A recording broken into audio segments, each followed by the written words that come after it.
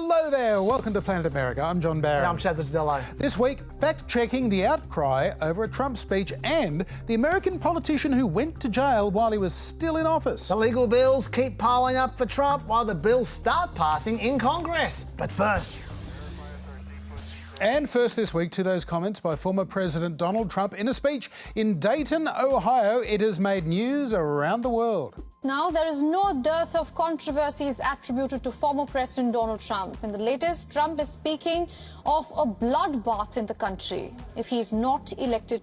And the Biden-Harris Twitter account gleefully tweeted out the clip. Now, if I don't get elected, it's going to be a bloodbath for the whole... That's going to be the least of it. It's going to be a bloodbath for the country. That'll be the least of it. Just 9 seconds. Should have been a clue. It still was very big news. The race for the White House and former President Trump's campaign now on the defensive after his fiery rhetoric at a rally in Dayton, Ohio on Saturday night. Trump warning while discussing the economy that there would be a, quote, bloodbath if he is not reelected in November. All sorts of people were weighing in, including Speaker Emeritus Nancy Pelosi. He's even predicting a bloodbath. What does that mean? He's going to exact a bloodbath? There's something wrong here. Well, according to the Trump campaign, what's wrong here is the way the media and Democrats like Nancy are twisting the comment. Trump's campaign pushing back, saying he was only talking economics, writing Joe Biden's insane EV mandate will slaughter the American auto industry. Although Trump did have a surprising defender in his former Vice President, Mike Pence, who incidentally announced this week he would not be endorsing his old boss, but he was also not endorsing the media's interpretation of his former boss's speech. The president was clearly talking about the impact of imports devastating the American automotive industry. Was that clear to you? Because it was a little muddled. It was. Sorry to interrupt, John, but we're just going to go back for a second. You just said that Trump's vice president has publicly announced that he will under no circumstances endorse his president's re-election bid. That is kind of a big deal. I can't think of a time when that has ever happened before, can you? No, but then I can't think of a time when a president said that his vice president probably deserved to be hung. So, you know.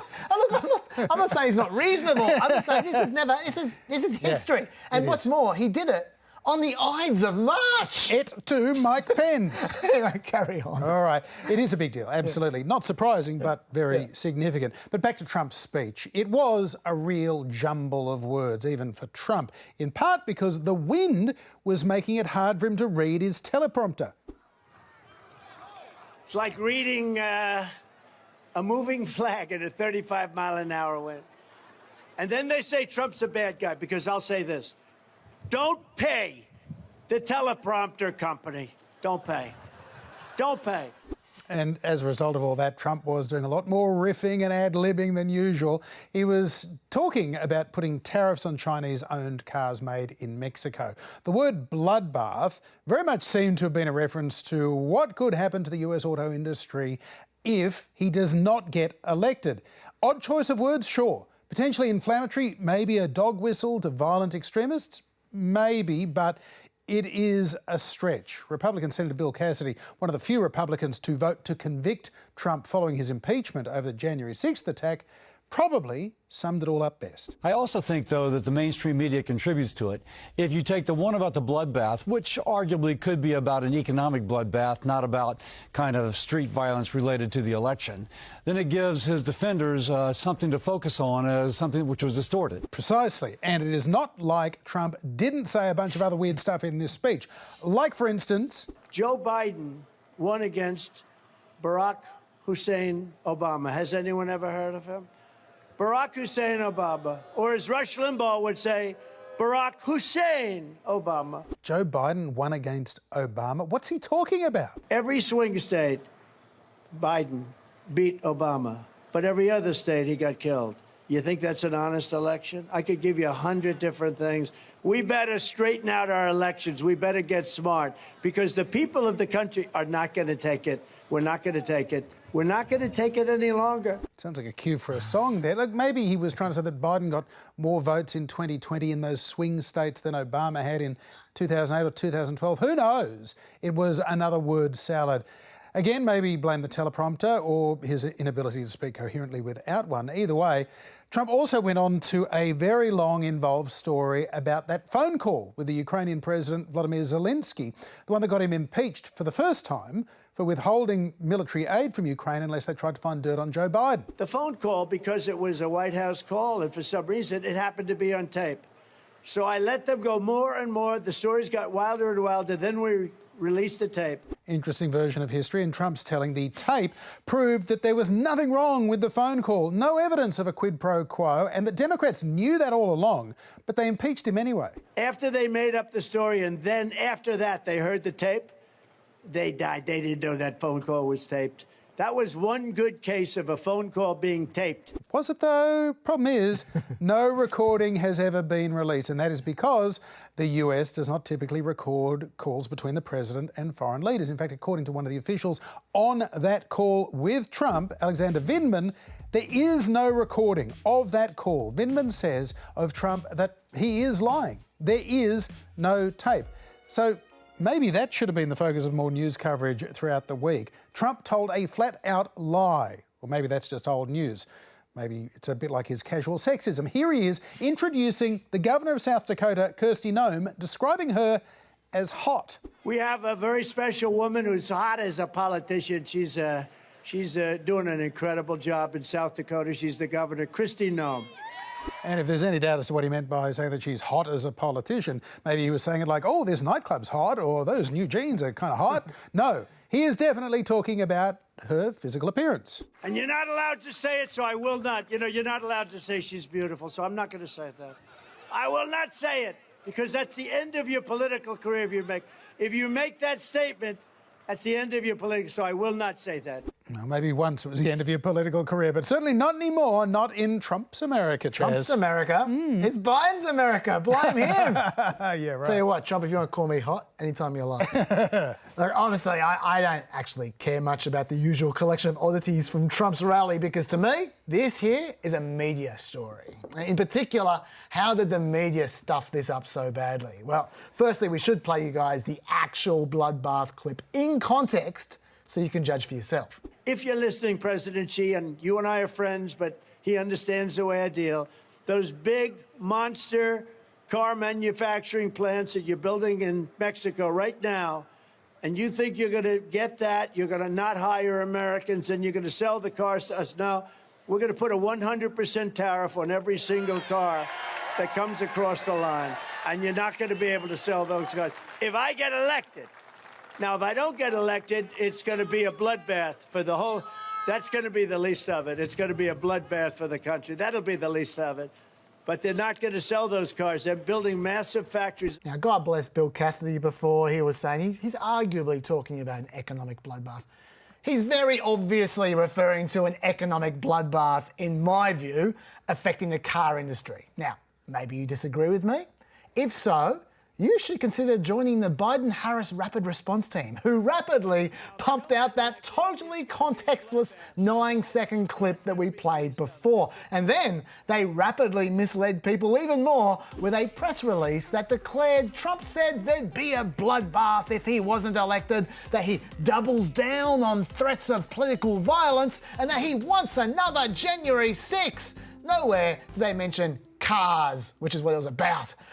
So much for Biden HQ's promise that the malarkey ends here. Seems like the malarker has become the malarked.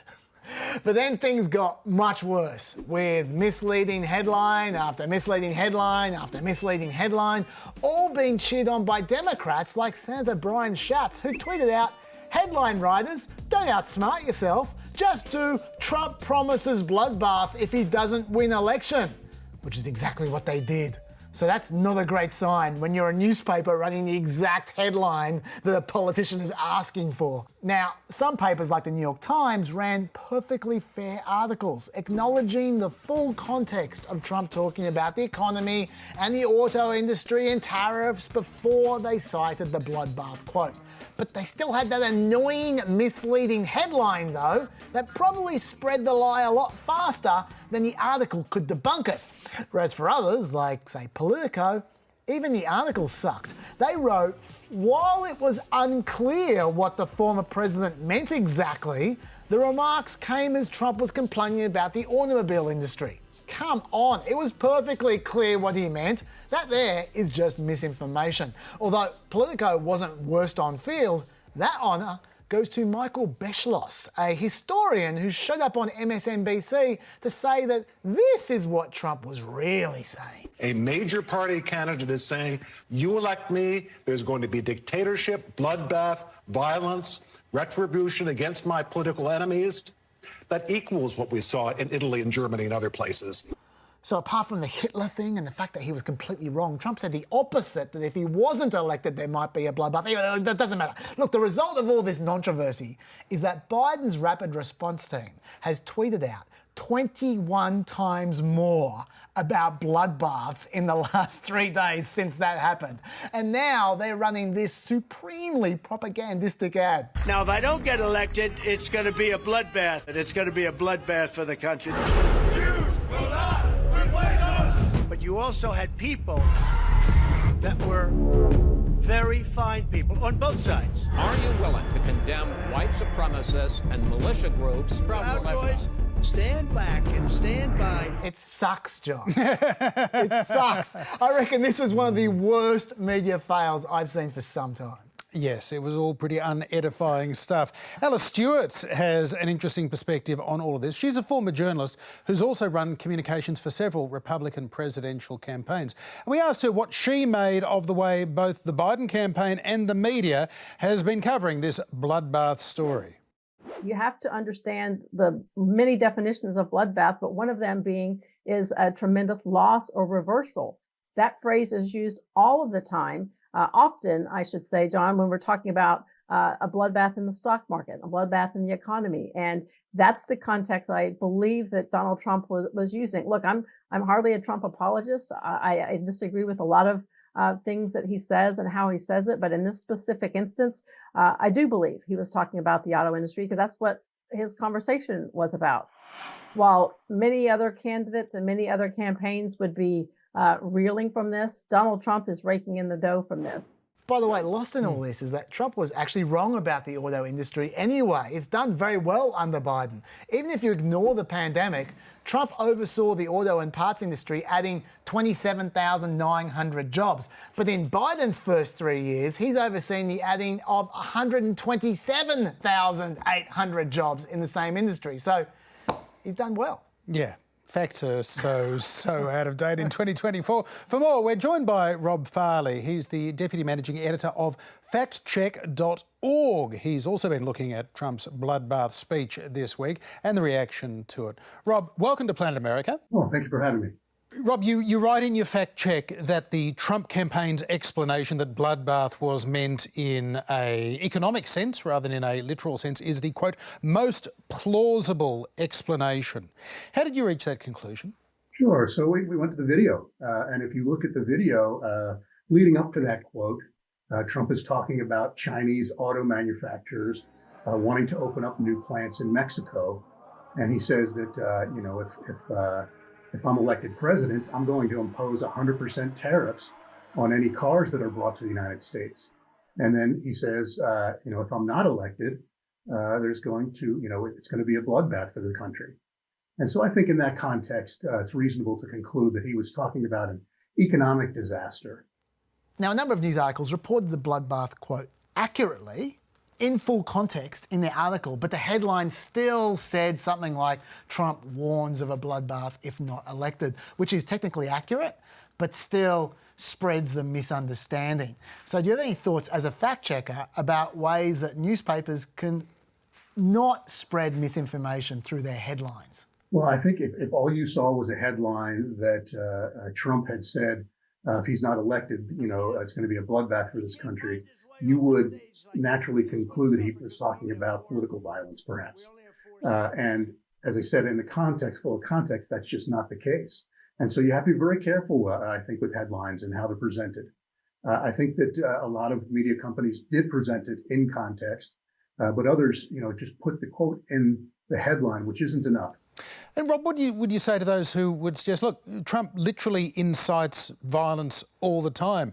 He praises and forgives the perpetrators of the January 6th violence. Why are you trying to give this guy a free pass? Yeah, well, I think that, look, taking people out of context, it's an age-old political ploy.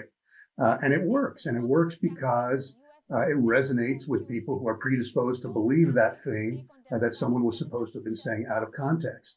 And so I think that there was people that were certainly predisposed to believe that's what Trump was saying when they heard that comment out of context. But you have to be fair. And I think that you have to look at things in context. If you're going to use this particular quote as evidence, I think in context it would show something different. How do you decide what to fact check? I mean, there's a fire hose of deliberate misinformation out there from both campaigns at the moment. Way too much for you to cover all of it. So how do you decide what to focus on? Sure. I often liken it to us, having a spoon and a spigot and trying to, pick off just that slightest bit of misinformation that's coming out in campaigns. We try and review everything and look, at everything with the same journalistic standards. We try to focus on issues that are the most impactful, the ones that are having the most resonance in the sort of national dialogue. And as I said, we try and review everything that's come out, everything that comes out in political ads and speeches from both sides, and then prioritize which ones we think, are the most important. And the ones that are the worst distortions, obviously rise to the top.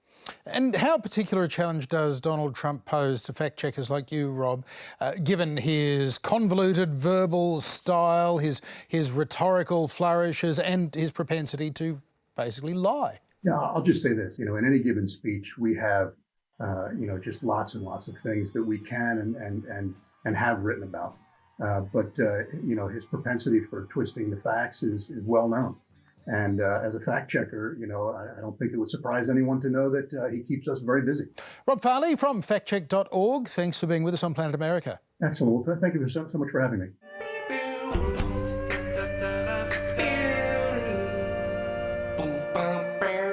Yes, it certainly has been a gripping real-life legal drama this week. The former president has notified the New York Supreme Court that he does not have the money to pay more than $450 million in bond money required to appeal that New York business fraud case, and that attempts to get an insurer to underwrite that amount is, quote, not possible. Former President Donald Trump's general counsel, Alan Garten, writing in a sworn submission of the unwillingness of every surety bond provider approached by defendants to accept real estate as collateral.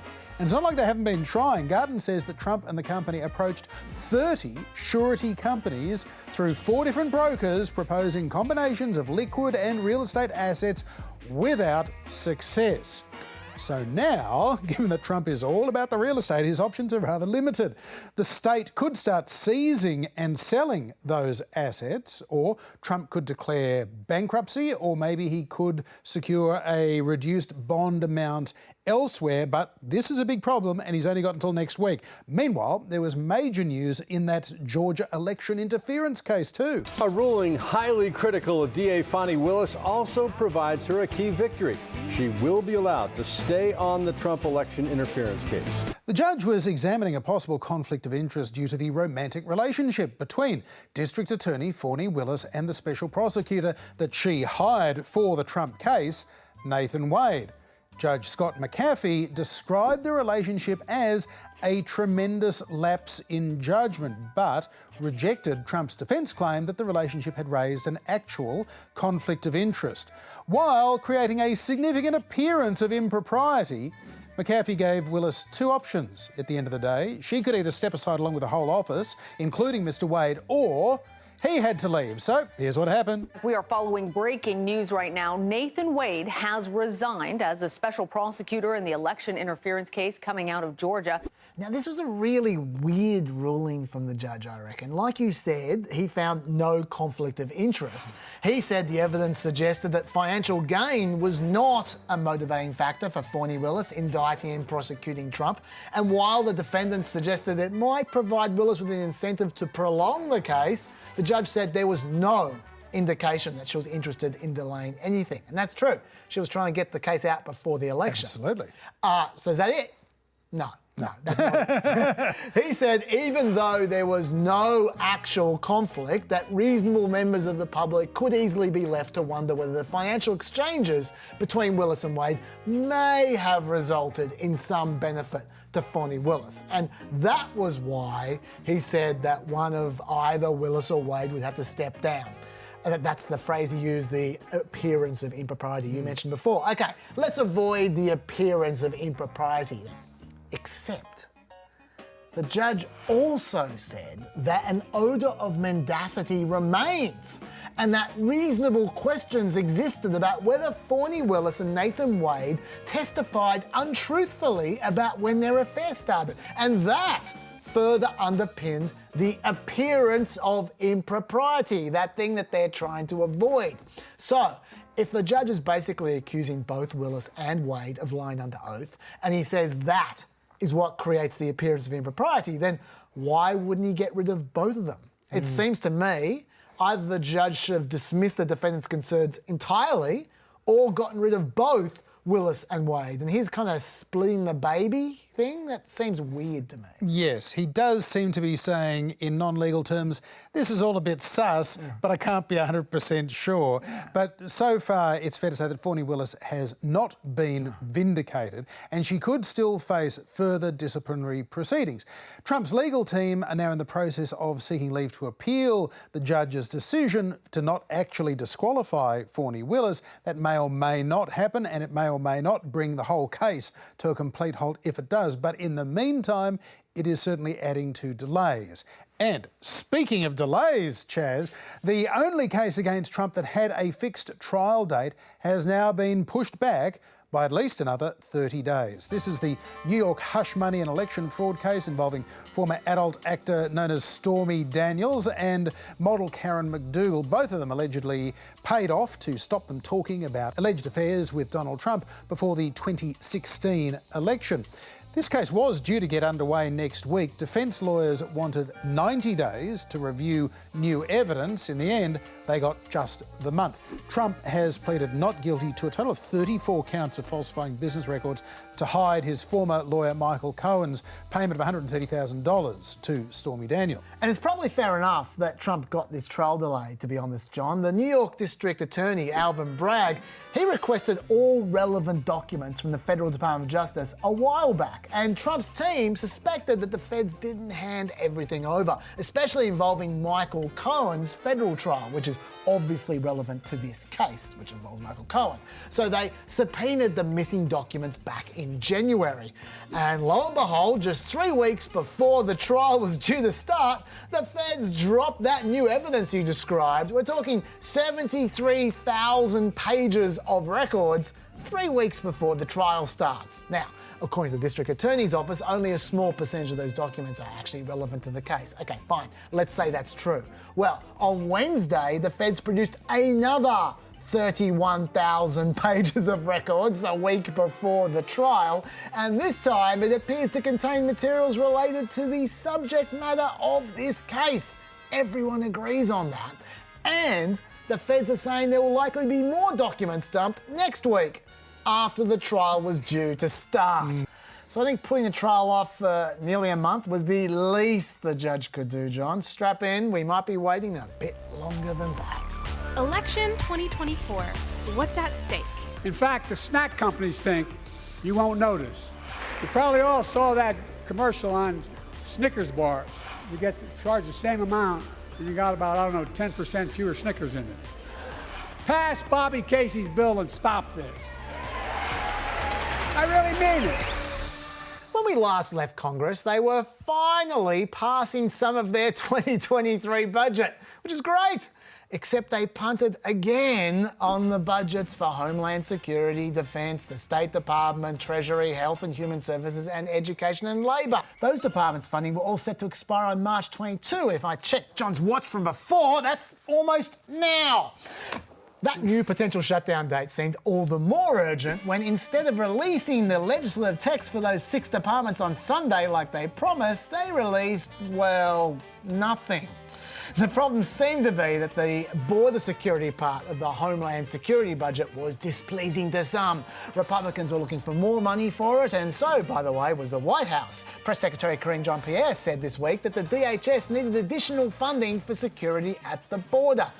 Maybe they were both motivated by ICE's leaked cost-cutting plans a few weeks back, where they said they were going to release thousands of immigrants from detention and to slash their own capacity to hold detainees from 38,000 beds to 22,000 beds, because they are out of money. We don't really know how that turned out yet. We do know that it has turned out, because apparently overnight the House reached a preliminary deal. Whoopee! And if that is indeed the case, Speaker Johnson will have achieved what Kevin McCarthy could only dream of, passing a budget. And it would only be 5 months late. Very collapse.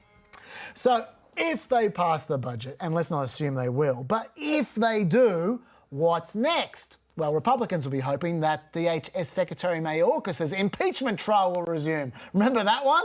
He was impeached over a month ago, but the articles haven't been forwarded to the Senate yet because Johnson was trying to leave room for the process of funding the government. That's a rare display of the House getting their priorities right. As for the Democrats, they'll be hoping that Johnson keeps his promise to move on to a foreign aid bill after the government has been funded. For the first time that I can remember, Johnson has suggested they might actually pass Ukraine and Israel aid bills separately, and even more, they might even pass the Ukraine component with Democratic votes, and that also seems suspiciously sensible. I've learnt not to trust such reasonable-sounding plans.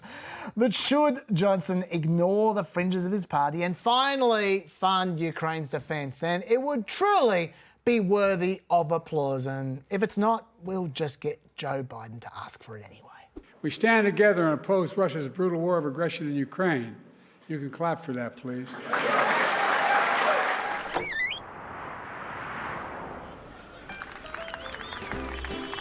It's safe to say there's never been an American politician quite like Donald Trump. But if Trump is criminally convicted, there may be nothing stopping him from being re-elected president and then spending time in both the White House and prison.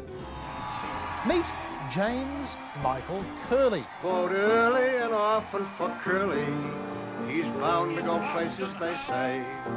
He's going to be mayor, and the chances are fair that he'll sit in the State House one day.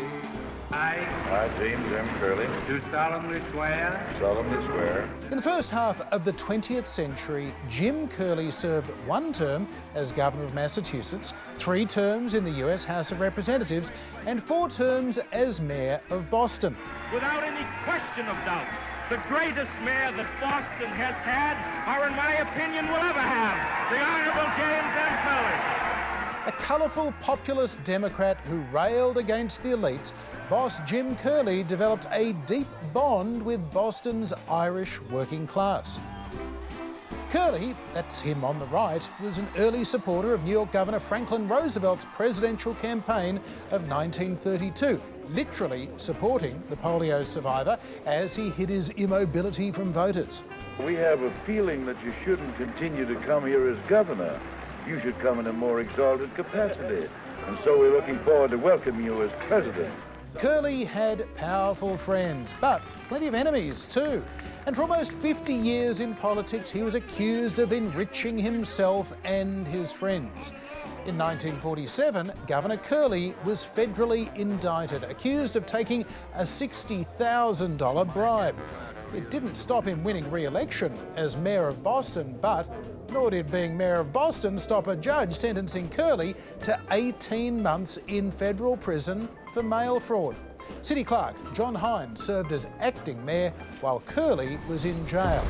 After 5 months, Roosevelt's successor, President Harry Truman, commuted the sentence, setting Curley free to resume his duties as mayor. Curley lost office to Hines in 1949, finally ending his controversial political career. And the following year, Truman issued Curley with a full pardon, something Trump might try and take care of himself. And on that note, that is it for another trip to Planet America. We'll see you for a fireside chat on ABC News on Friday night or anytime on ABC iView, YouTube and Facebook. And then we're off on a short break over Easter, back on Wednesday, 10th of April at 10 p.m. or at 9 p.m. on iView. We'll see you then. Bye-bye.